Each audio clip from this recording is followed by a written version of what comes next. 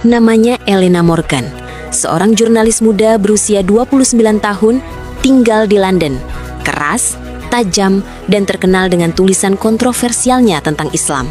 Baginya, Islam hanyalah doktrin yang mengekang, tradisi yang keras, dan simbol ketertinggalan. Pandangannya bukan tanpa sebab.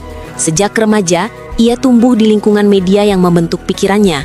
Islam adalah ancaman. Namun hari itu, sesuatu akan mengubah segalanya. Pagi itu, Elena dipanggil ke ruang redaksi. Elena, kau akan berangkat ke Jakarta minggu depan. Ujar Mr. Collins, direktur media. Untuk apa? Bukankah cukup liputan tentang Timur Tengah? Aku sudah menulis banyak. Kali ini berbeda. Kau akan liput konferensi perdamaian antar umat beragama. Kau harus cari sudut kritis tentang Islam, seperti biasanya. Elena menghela napas. Ia tak peduli pada konferensi, dialog, atau slogan damai. Baginya itu sekadar pencitraan dari agama yang menurutnya penuh kekerasan. Namun ia menerima, sebab pekerjaan adalah pekerjaan. Hari pertama di Jakarta, ia bertemu dengan Maryam, gadis relawan berhijab yang ditugaskan sebagai pendamping tamu internasional. Selamat datang Elena, semoga perjalanan menyenangkan, ucapnya ramah. Elena hanya mengangguk dingin. Dalam hatinya, ia bergumam. Agamis sekali wajahnya. Mereka melewati jalan, berhenti ketika azan berkumandang. Maryam menepi, tersenyum kepadanya dan meminta izin. Maaf, saya harus shalat dulu. Mohon menunggu sebentar, di kafe itu 5 menit saja. Elena terkejut. Selama ini ia menganggap Muslim fanatik selalu memaksakan ritual. Namun Maryam tidak memaksa, tidak mendesak, bahkan memastikan ia nyaman. Sore itu, saat melihat Maryam sujud, Elena merasakan sesuatu yang aneh. Bukan teror, bukan ancaman, tapi ketenangan. Ia menepis perasaan itu cepat-cepat. Tidak, aku datang untuk membuktikan Islam itu keras, bukan damai. Sejak kecil, ayahnya, seorang guru besar ateisme, menanamkan kebencian. Islam membatasi perempuan, Islam memeranginya, Islam mematikannya. Kalimat itu bukan sekedar pendapat, itu doktrin rumahnya. Dan Elena tumbuh percaya padanya, menjadikannya identitas. Bahkan ia pernah menulis artikel yang cukup viral. Hijab adalah pengurungan pikiran dalam kain.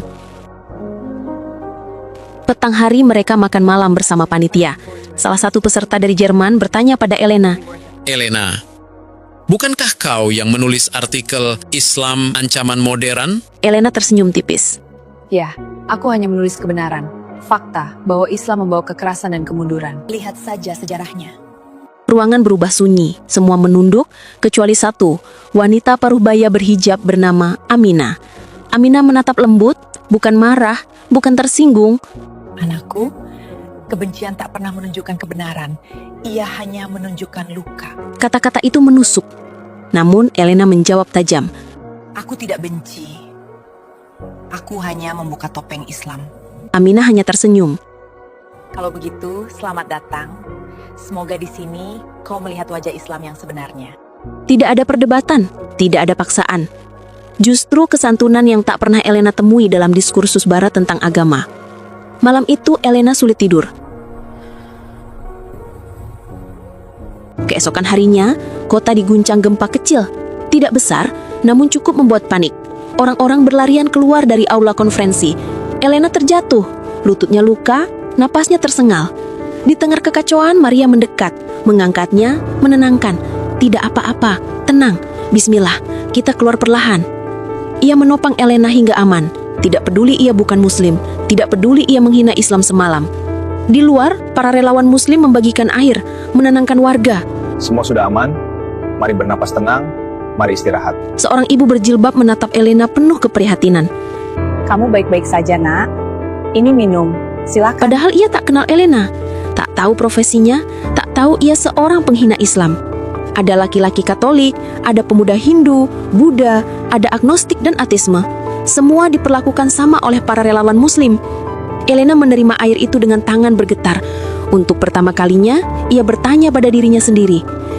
Jika Islam seburuk yang kutulis, mengapa orang-orang ini begitu peduli dan lembut? Ini tidak sesuai dengan yang kutulis. Kontradiksi itu seperti jarum kecil menembus egonya. Tapi semakin ia goyah, semakin keras ia menyerang. Setelah berada di kamar hotel, ia buka laptop dan menulis dalam artikelnya. Ia bicara lantang. Islam bersandiwara, mereka sehat di luar, busuk di dalam. Jari jemarinya gemetar menekan keyboard. Bukan marah, tapi takut. Takut bahwa ia mungkin salah. Takut bahwa keyakinan puluhan tahun retak. Semakin hatinya goyah, semakin ia menghujat. Itu mekanisme pertahanan jiwa yang mulai kalah. Hari ketiga, Elena mendapati Fahri, salah seorang panitia konferensi, sedang duduk membaca sebuah mushaf kecil. Apa itu? Al-Quran. Elena spontan ingin menyerang dengan argumen tentang radikalisme, hukuman, hukum keras, namun Fahri mendahului. Aku pernah membencinya dulu. Katanya tiba-tiba. Elena terkejut. Aku mu'alaf, Miss. Aku menemukan Islam bukan lewat debat, tapi lewat akhlak.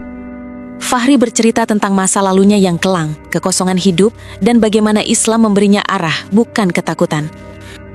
Miss, Muslim bisa salah, tapi Islam bukan kesalahan itu. Kata-kata itu menghantam lebih kuat daripada kritik manapun. Sore hari, Elena meminta izin ikut melihat sholat di masjid, hanya sebagai pengamat. Ia duduk jauh, memperhatikan. Barisan yang lurus, gerakan yang bersamaan, doa yang lembut. Tidak ada wajah marah, tidak ada gambaran teror yang seperti media barat sering tampilkan.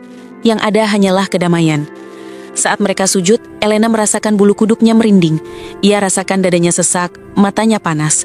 Bagaimana mungkin ia membenci sesuatu yang tak pernah ia pahami? Namun semakin hatinya goyah, semakin ia mencari cara untuk mempertahankan egonya. Elena mulai membuka Al-Quran dengan niat mencari pembenaran kebenciannya, tapi ia malah menemukan ayat-ayat yang menusuknya. Tidak ada paksaan dalam agama, dan kami jadikan kalian berbangsa-bangsa agar saling mengenal. Ia menutup kitab itu cepat-cepat, pikirannya melayang-layang. Mengapa ayatnya tidak seperti yang selalu kukatakan? Mengapa ia justru penuh kasih? Kegoyahan itu tidak lagi kecil, ia menjadi gempa. Keesokan malamnya, Elena berjalan di tepi masjid sendirian. Ia menemukan Aminah duduk membaca. Ia menghampirinya. Kenapa kau tidak membalas perkataanku malam itu? Tanya Elena tiba-tiba. Aminah mengangkat kepalanya dan tersenyum ketika melihat Elena. Karena aku tahu kau bicara dari luka, bukan dari ilmu. Elena menahan nafas. Kenapa kalian baik padaku? Aku adalah orang yang menghina kalian. Karena Nabi kami mengajarkan, balas keburukan dengan kebaikan. Kebaikanlah yang menuntun hati, bukan paksaan. Elena tak lagi menahan air mata. Itu pertama kalinya ia merasakan damai sejak bertahun-tahun. 5 hari setelah gempa, Elena memutuskan menunda kepulangan. Ia duduk dalam kelas kecil pengenalan Islam. Bukan doktrin, bukan ajakan, hanya pembelajaran. Tentang tauhid, tentang rahmat, tentang manusia dan Tuhan. Tidak ada paksaan dalam agama. Ayat ini terngiang terus dalam pikirannya. Ia menangis. Selama ini, ia mengira Islam adalah paksaan. Namun justru ayat pertama yang ia temui adalah kebebasan jiwa. Hari terakhirnya di Jakarta, Elena pergi ke masjid yang sama. Tidak ramai, hanya Aminah, Maryam dan Fahri yang menunggu. Apakah sudah yakin ini keputusanmu? Tanpa tekanan? Tanya Aminah lembut. Elena mengangguk. Selama ini aku menulis tentang Islam, tetapi aku tidak pernah benar-benar mengenalnya. Ia menarik nafas panjang. Aku ingin mengenal Allah yang kalian sebut dengan cinta, bukan ketakutan. Air mata menetes. Di dalam masjid ia bersimpuh di depan imam, dan dengan suara bergetar, ia berkata, Aku ingin masuk Islam bukan karena kalian memaksaku, tapi karena aku tidak bisa lagi menolak kebenaran yang hakiki. Suara imam terdengar lembut. Ucapkanlah, hanya jika hatimu siap. Dengan air mata yang jatuh seperti hujan pertama, Elena bersyahadat. Asyhadu alla ilaha illallah wa asyhadu anna Muhammadar Rasulullah. Tak ada sorak, tak ada kamera, hanya hening dan Tuhan yang memeluknya tanpa syarat, meski ia pernah memakinya habis-habisan. Asyhadu alla ilaha illallah wa asyhadu anna Muhammadar Rasulullah. Ruangan menjadi saksi bukan kemenangan argumen, tetapi kemenangan akhlak. London terasa berbeda kini. Dulu, ia pulang membawa amarah dan opini. Sekarang ia pulang membawa cahaya dan pemahaman. Elena menulis, bukan lagi artikel kebencian, tapi kisah perjalanan dan pertaubatannya. Islam yang kutemui tidak marah saat aku menghinanya. Ia menulis tentang relawan, perempuan berjilbab yang baik hati, suara azan yang menenangkan, dan sahabat yang mengajarinya keimanan tanpa memaksa. Di akhir tulisannya, ia menutup, "Aku pernah membenci Islam dengan seluruh nadiku, namun Islam tidak membalas dengan pedang. Ia membalas dengan doa, pelukan, dan kasih. Aku kalah oleh cinta, bukan oleh logika." Dan sejak hari itu, namanya bukan lagi Elena Morgan. Ia memilih nama baru, Aminah, sebagai penghormatan pada wanita yang mengubah hatinya, bukan lewat debat, tetapi lewat kasih sayang.